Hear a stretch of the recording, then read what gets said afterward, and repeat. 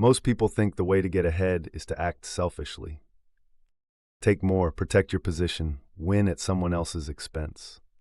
That belief sounds practical. It's also usually wrong. In any system involving other people, success doesn't come from taking the biggest slice. It comes from keeping the system willing to work with you. That requires reputation, incentives, and trust, not selfishness. Here's the mechanism. In multi-party systems, selfish behavior tends to shrink the total value available. When cooperation breaks down, the entire pie gets smaller. This shows up clearly in the prisoner's dilemma. When each participant optimizes only for themselves, cooperation collapses.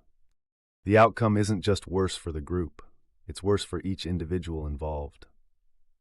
The system punishes selfish optimization, not emotionally, mathematically. A real-world example of this is Spotify. Early on, record labels refused to work with Spotify. From their perspective, Spotify threatened control and revenue. Spotify didn't solve this by pushing harder or taking more. They changed the incentives. They gave record labels ownership in the company.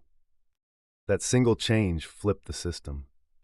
The labels were now incentivized to help Spotify succeed. Spotify gave up some ownership but unlocked massive scale. The total pie grew far larger than what control alone could have produced. This wasn't generosity. It was systems thinking. You see the same trade-off throughout history. Take George Washington. If he had acted selfishly, he could have consolidated power and preserved personal control. In the short term, that might have felt safer. But the risks were enormous. Loss of legitimacy, civil fracture, a fragile system dependent on one person.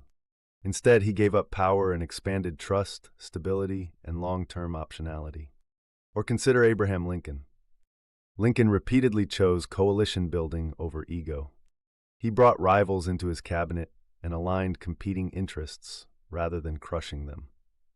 The costs were real: time, money, lives, but the alternative, pure self-interest in a multi-party system, risked collapse. When leaders refuse to cooperate in systems that require coordination, the downside isn't inefficiency. It's failure. Here's the takeaway.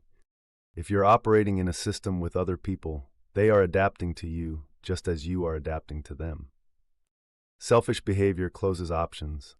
Aligned incentives keep options open. Often, it's better to give people ownership, a stake in the outcome, or a reason to work with you, rather than extracting value in ways that make everyone worse off. This doesn't mean unlimited cooperation. Boundaries still matter. But if you're operating solo, selfish optimization can work. The moment other people are involved, reputation and incentives matter more than control. So the next time you're having trouble working with someone, don't default to pushing harder. Try working with them. Give them a stake in the outcome. Align the incentives and see what changes. And if you want to understand what to do when someone acts selfishly toward you, without damaging your reputation, the next video breaks down how boundaries actually work when working with others while preserving reputation.